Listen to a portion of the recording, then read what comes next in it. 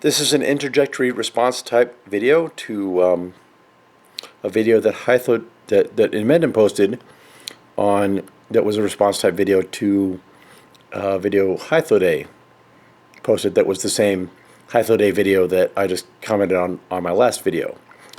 So I'm going to make some comments on Inmendham's video. Now, Inmendham doesn't know me at all. I only have a few videos on YouTube, and I've got maybe 3 subscribers. So, I mean, with all good reason, he might be saying, hey, who are you, and why should I care about what you say? And I don't really have any good response to that. But it is Inmendham, and I think that he's probably used to random people commenting on things he says on YouTube by now. Maybe not, but it certainly seems to happen quite a bit. Now, these two guys are talking about the Hythloday and Inmendham are talking about the is-ought problem here, more or less.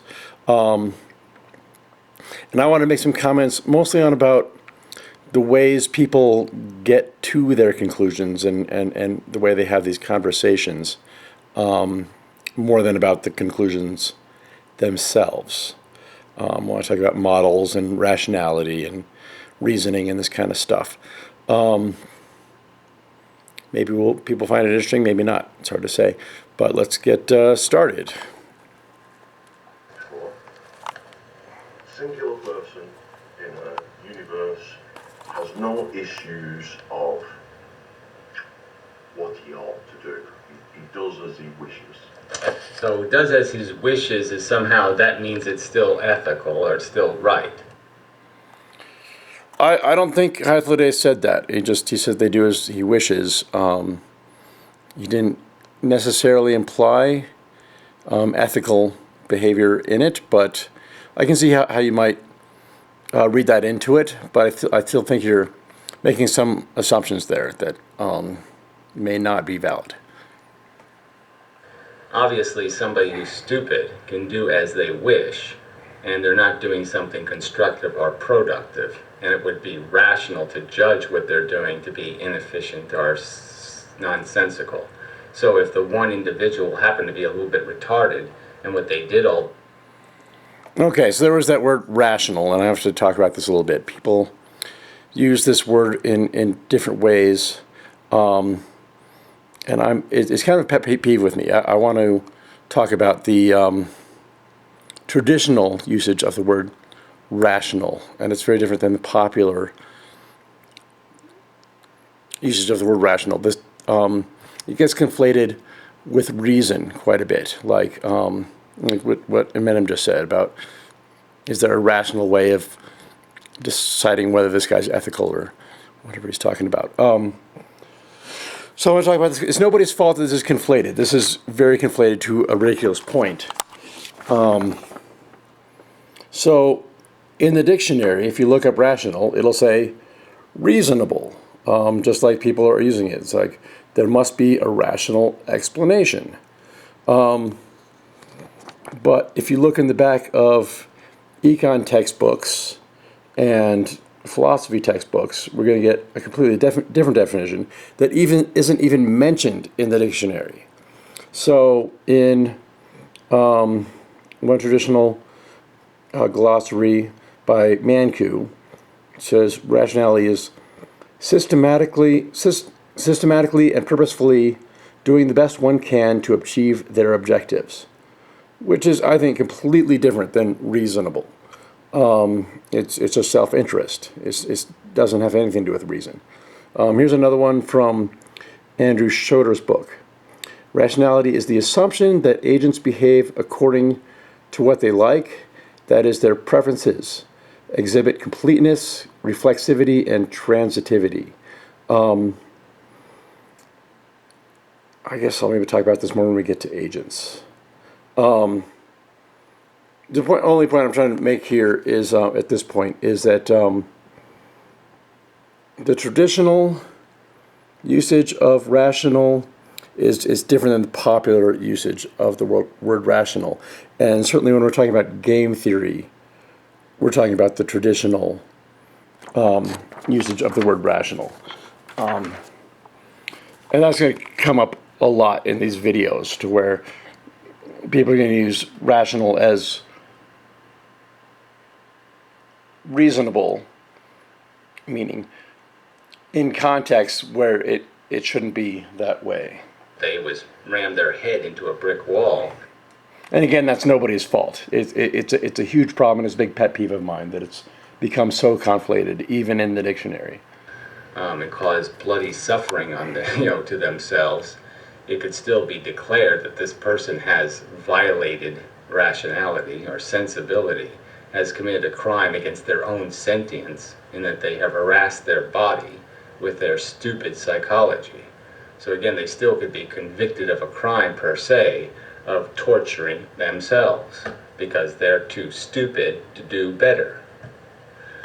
So then it gets in this whole philosophy, this whole Kantian thing, is based on this premise that all we want is selfish things. Like we both want the same potato, and now we're going to come up with some strategy to come up with a fair way of deciding who gets potato or how much potato we get. And that's not what people battle over ethics. Ethics are about... So I want to refute that claim. It's not really a big deal, but it seems that there's a lot of inequality in this country, that a very small percentage of people own a large percentage of the wealth, and people equate that to an ethical problem. They think there's something wrong with that. So I want to disagree that the division of a potato can't be an ethical topic of conversation. Not only what we personally want, but what we ideologically understand to be good and bad. And certainly, sensible people would also include the future in those calculations. As much as I hate human beings and have absolute contempt for them, I know that most human beings, if I offer them $50 to roll barrels of dioxin into the Great Lakes, they'll say, no, thank you, I really don't want that on my conscience. They'll realize that the crime against the future is too great for their personal gain. And So they're saying, I don't want that on my conscience, because having that on my conscience would, keep me from sleeping at night. I wouldn't feel good about myself. Therefore, the desire to have a clean conscience is a selfish motivation. gain nothing from rejecting the $50. There's no personal interest. They'll just know that, yes, that's just going to cause a whole bunch of unnecessary harm that I'm smart enough to figure out that would be bad.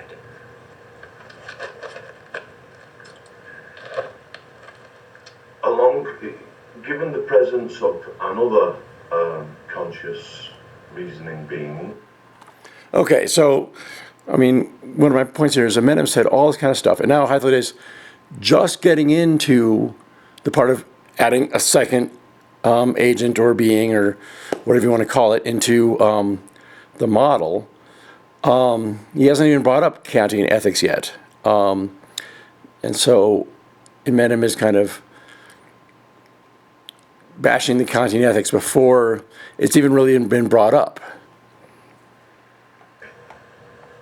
There is and that is with agency, yeah, to suppose agents. Well, again, this whole notion of agency is just, what the fuck? It's a meaningless piece of term.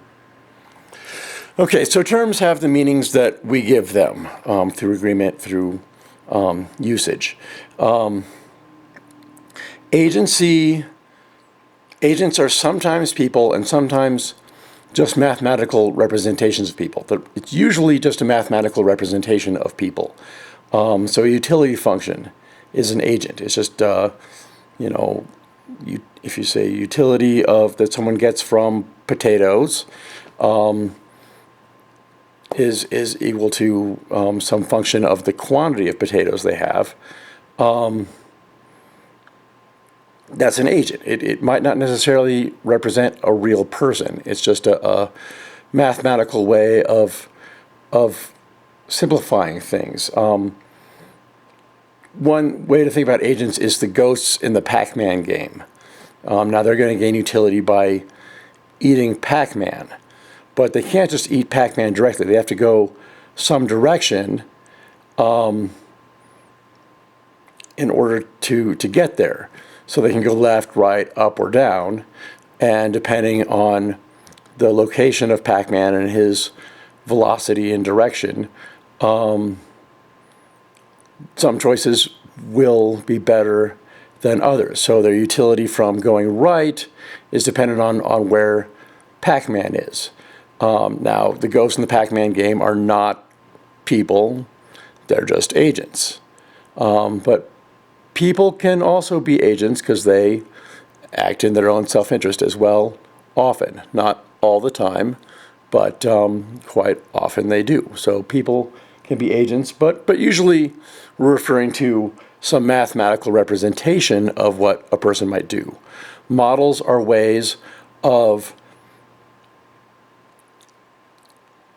describing reality. So when I talk, reality doesn't come out my mouth, just a description of reality comes out my mouth. Now that description might not be very good. It might not comport to reality very well at all. It might comport to some part of reality, or it might be universal truth. But it's not reality itself. Models are just simplifications we use to try and get at fundaments of the problems that we're trying to address. It's a model of reality is not reality itself. It operates under assumptions. Terminology. What, desire? So, I mean, that, you gotta go all the way down to insects, and you can probably find some of that. This agency thing. So this doesn't mean anything. What, you have ambitions, desires, needs, wants. This agency word means nothing. It's just not a reasonable or practical philosophical word. You have special agency. What does that mean? If there's a human being who has the intelligence, the actual intelligence of a mouse, that is, he's very good at doing mazes, and he can learn things, and he can lick your feet, and he can do all kinds of funny little things, but he's an idiot. Does he have agency? Does he have the sets of desires and wants some cheese and likes to get petted behind his ears? I mean, come on. This is silly. There is the issue of The issue is competence, and that's all there is. So there's an issue. Now I don't know what Hythloday is going to say next. Inmendham jumps in and says the issue is competence. I don't know. It seems like he's just not listening, right? He doesn't take time to let the sentence finish. So he's going to say the issue is something else before the proposition's even been made. It's just so strange to me. There's no other issue. So he's going to go into a lot of analogies here. He's going to use Star Trek analogies. Like should the Vulcans have twice as much votes or something if they were going to be voting? I'd say of course they should, because they've earned it, right? They can out-calculate you, they out-knowledge base you, they have more information, they understand more about any subject there is, they know more about it than any of you toads. So if they're going to come up with a strategy to win the game, who's more likely to win the game? Well, the fact is Spock as the quarterback. Yeah, he's more likely to be the guy who's going to win the game for you. So yeah, he's more likely to have more votes for a quarterback. I just, it's just logical that if we had a truly rational society that respected reason and respected logic and respected knowledge, that we would reward people who possess these things and say, yes, you will be rewarded with more authority and more responsibility because you're more intelligent. And it would be more responsible. The Spock thing comes in much later in this video. Again, I still don't know what Hythloday is talking about here. It's not the Spock thing, because the Spock thing comes in way much later. Hythloday said the issue is, I don't know. Responsibility, in my opinion, and more accountability. It's not like they're going to profit from the experience, but they should have a louder voice than some idiot who's chewed gum his whole life and hopped over cracks on sidewalks. infringement, impingement of activities upon each other. So the issue is infringing on other people's. That's the topic of the is-ought gop that we're discussing. The is does other people exist? How ought we ought to treat them? That's the issue here. Again, this whole conversation just really doesn't have much to do with most of the stuff discussed in an ethical context. Greenhouse gases, all this stuff involves, many generations perhaps into the future. This stuff isn't personal interest stuff. This stuff is practical, what's in the best interest of the entire game. Again, the game is the game. He wants to turn it into some sort of, what do the individuals do to play this game to their advantage? There is no playing to your advantage. All there is in the end is the game.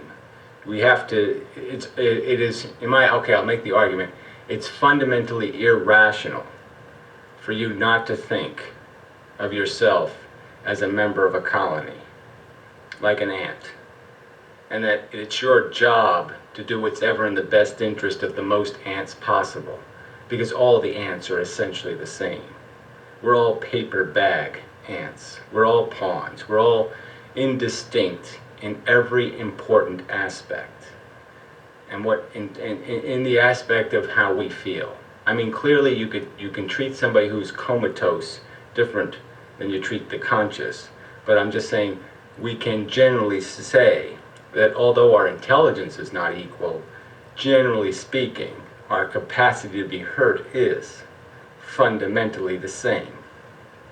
And that and even if it isn't, it's practically impossible to make distinctions about who's more sensitive or less sensitive, and therefore more equipped or less equipped to endure a particular unpleasantness. That's just unpractical. So even if it's not the same, it's impractical to try to make distinctions. So they're all black pawns. And it's just ludicrous to have a conversation about ethics, playing the game to win, and have a conversation about how the pawns should be looking at each other and trying to figure out how to have advantage over each other. If you're doing something besides playing for the team, you're an idiot. You're going to likely be unproductive in your existence. If you take the $50 to dump the dioxin in the Great Lakes, you're not a good guy. You're a failure, a colossal failure at living. Period. You've ethically failed. So it is an issue how to behave in respect of others. Well, again, it's hardly an issue in the sense of talking about manners. It's not really talking about ethics. So did Hythloday talk about manners? I mean, it just blows my mind. it's like a subclass of the conversation, and it's a subclass in a little paperback book. It's just really not the substance or any meaning to any converse. It's almost an indignity to the word ethics to talk about manners. The way I see it, the existence of reason in humans creates Oh, and this is the part where Thinking about the computer gets screwed up, so it's going to take some more time. I'm already 20 minutes in this video, Just take a but little it break. gets fixed pretty quickly. Figures out what's going on. Not a big deal. There I it just, is. Oh, gee, it starts working when he doesn't say anything. and so is game theory a fact. It's Okay, so he's saying again, like, this is some sort of game we personally win. I could no, he just said game theory. He didn't say this is a game. He's just talking about game theory. Game theory is a model of reality. It's not reality itself. It's just a model, and it might apply to some games apply to some parts of reality. Some games don't really apply to reality very much at all.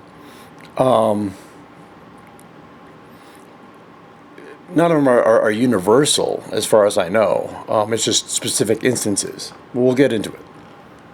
Win by conquering somebody. I could personally win by raping a woman. I could personally win by owning a slave. That this is somehow, we don't have to account. Raping women and owning slave. There's no game theory games I know of that are about either of those things. Account for the harm I caused the other sentient being. It's some sort of competition between me and the other sentient beings, which, in my opinion, doesn't recognize value at all, doesn't account for the substance of value on Earth, which is not your own, and is just ludicrous. A mathematically, logically true mode of reasoning.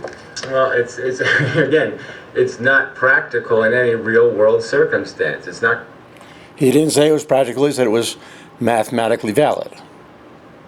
Game theory isn't going to do you any good on a lifeboat, okay, where you have 10 days of food and you have to, for two people and 20 days for one person, and the prospect of land is 15 days away. How's game theory going to help you there? It's not going to help you any. There's some times where the compromise will fail. And so, yes, the only way to go is for the best man to win. And if the best man knows he's the best man, he has to take decisive action and wipe out the less best man. He has to kill the compromise that will destroy doing it right. This is like a... So this is game theory. This one's called The Prisoner's Dilemma, and it's a box with numbers on it.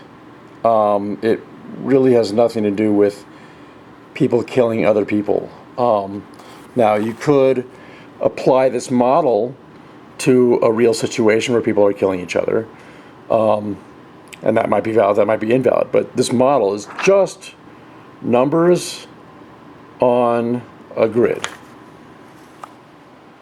Recipe. If some guy knows how to make it right, why would you let people spit in the cake batter? Why would you let any idiot show up and throw any kind of fish in your cake batter? It's just going to dilute the right. So, and the test for right or wrong is going to be some sort of intellectual argument where you're going to have to compile evidence and put them on two sides and say, this is the evidence for this theory, this is the evidence for this theory, and make the argument. But I'm just saying that's where the argument is. The argument's going to have to be on this higher level about the actual value. You can't come up with some silly probabilistic game theory that's going to solve the problem of deciding who's right and who's wrong, because compromise is not winning. About Again, this has nothing to do with right and wrong. This one's The Prisoner's Dilemma. It's the most famous of the games. God, how do I do this? That sucks too. So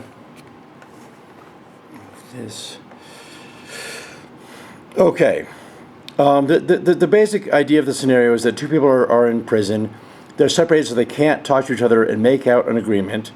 And the cops are trying to get each one to rat the other one out. So if they don't rat the other one out, it's called cooperative behavior.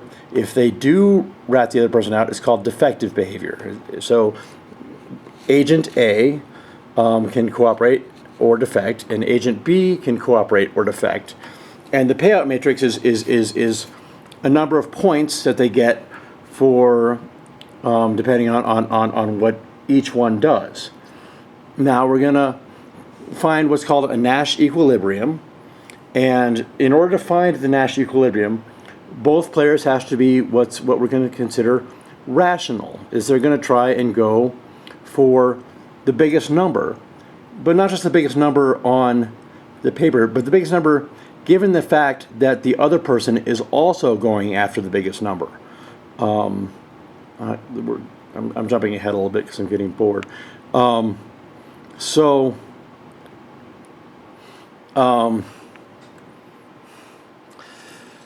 let's say we'll start here where they both cooperate. It's not a bad thing because they'll each get 3 points for if they both cooperate. But they both want the biggest number. A, for instance, can go up or down. He's playing rows, so he can do top row or bottom row. B is doing the columns. But if we're here, right, and considering what A could do, well, 5 is a bigger number than 3. So A would rather be here than here. So he's going to get, if they were here, he would change and go here to get 5 points. Now, if they were here, B can go in the columns. Well, look, he's getting 0 here. He can get 1 here. He's going to go to 1, 1.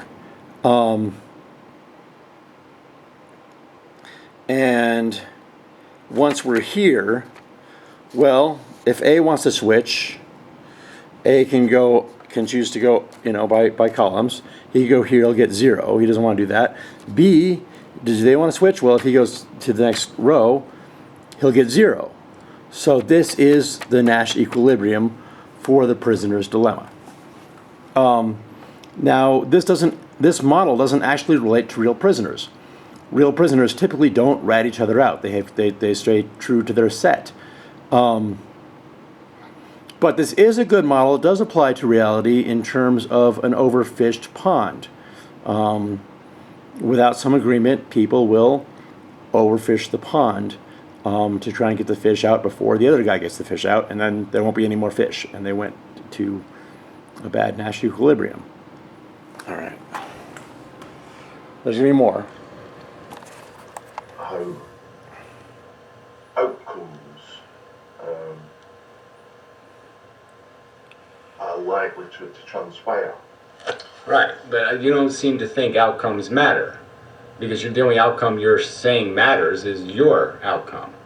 When did he say that? You're turning this into an individual competition. You're not. The whole judging point the of this conversation is we're trying to see what we ought to do about other people. Net outcome based on the So where are you getting the idea that how you can even Hythloday is saying this concept only as if my you're giving it fair justice when you're completely ignoring it in every important respect, and then just saying that somehow this is what you're going to get. You're going to get the right result by having some individual competition. Well, you're not.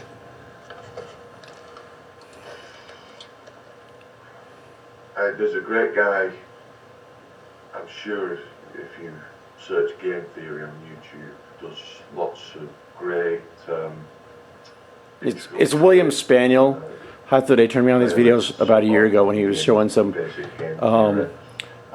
game shows that used game theory ideas in them. It's a pretty good channel. I don't think so. Instead of what's really like checking out the channel, really the objective shouldn't be and trying to figure out what game theory is, what is the most and then it just efficient responds solution to the problem. No, the game should be me against you. I'm sorry, it just doesn't. To me, that's not the definition of ethics. You already committed an ethical crime when you haven't recognized that the goal is to score the goal. All right? You can only do that as a team. Well, then you know that that's the role you got to play. That's your obligation. Understanding the payoffs in various scenarios. Well, there's no payoff using game theory against a Vulcan. I'm just saying that if the Vulcan loses, you lost. The payoffs are detailed in the chart. The numbers, the points, are the payoffs in the game theory. They're just numbers. Because the Vulcan's probably right.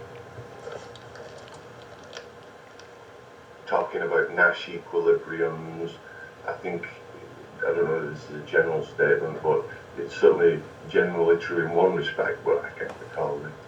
But like, there's always a Nash equilibrium, at least one. No, there isn't always a Nash equilibrium. We're going to do another game called Matching Pennies. This game has no Nash equilibrium.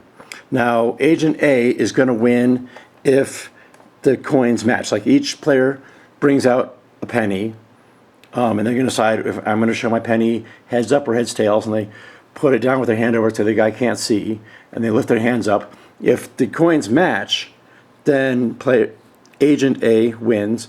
If the coins don't match, then agent B wins. So basically it's like a bet, like they bet $1. So if they both pick heads, then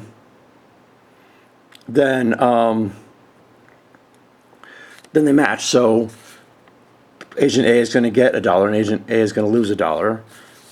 If A picks tails and B picks heads, then A loses $1 and B gains $1, and so on. You can see the matrix.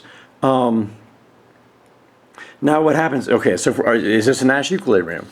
Well, it's pretty good for player A, but B can go here. He can choose this or this. He'll go here. Well, A doesn't like that one. He can choose this or this, so he'll move down here. Well, B doesn't like that. He can choose this or this, so he'll go here. A doesn't like that. He'd rather go here. So this does not have a Nash equilibrium. It's what's called a repeller point, where it just goes around and around and around.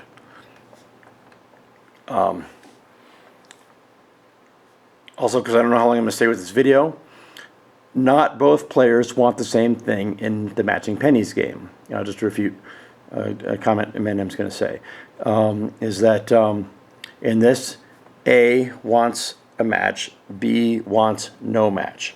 So game theory does not imply that both players want the same thing. It just implies that both players want what's best for themselves, and that the other player understands that. Sometimes a bit more. Sometimes you kind of want to get to these Nash equilibriums, but there are difficulties, let's say, and you recognise that unfortunately you're never really going to be able to reach the true wanted Nash equilibrium, and so on and so forth. Okay, stop. So, look, you said wanted Nash equilibrium.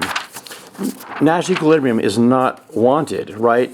Here in the prisoner's dilemma, Nash equilibrium was the bottom square. They'd all be better off with the 3-3 square. But they're not going to stay there because they try and get this 5 and end up here. Nash equilibrium is not always desirable. Yeah, whatever. Yeah, that was, I skipped over that part. Yeah, okay. Yeah, that really meant everything, something to you all, right? Yeah, so, whatever. Very interesting stuff. I'm not an expert, but I think I've absorbed enough to talk. You're right. You're not saying things perfectly hot today, but you've got some idea of what's going on with the game theory. This is just this is theory. This is life theory for the solipsistic lunatic. Yeah, whatever. And to loosely see the inside. One of the principal underpinnings in the assumption of game theory is that you recognize the other person is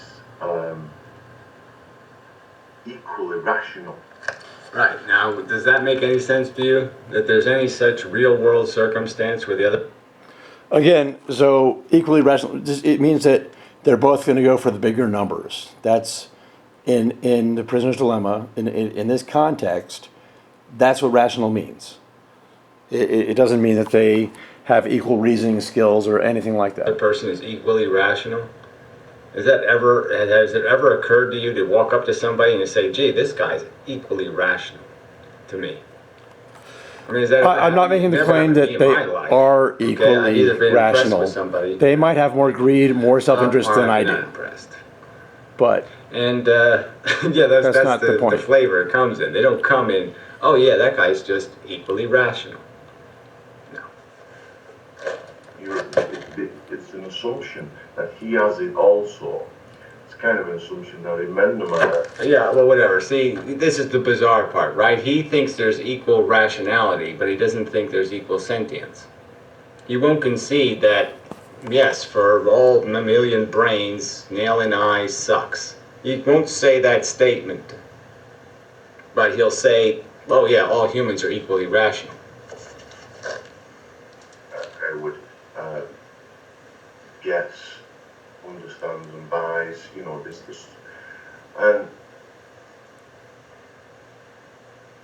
I say, in this singular assumption of game theory, where you assume the other person is also reasoning, able to reason, and therefore able to conceive of the game theoretic implications.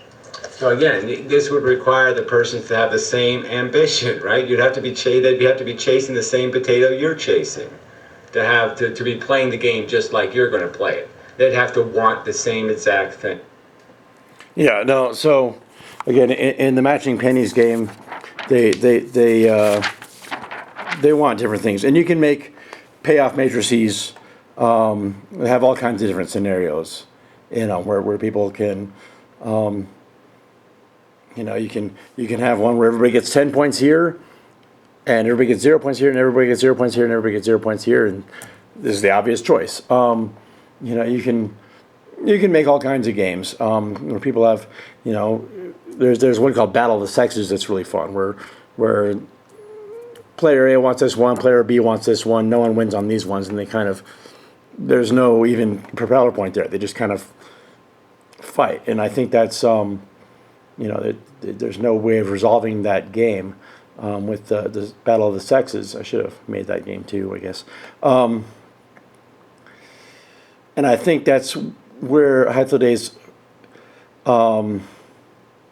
philosophy of this, we're all going to reason at a table, is going to fall apart because of games like Battle of the Sexes, where there's not going to be a winner to that game. There's no way of resolving, I want this one, you want this one, and there's no, you know, 10 points for me, 0 points for you everywhere else, and 10 points for me, 0 points for the other guy everywhere else. There's just no way to resolve that game. Anyways, we're almost at 40 minutes, so I'm going to stop the video here. I've said most of what I want to say, so thanks for listening.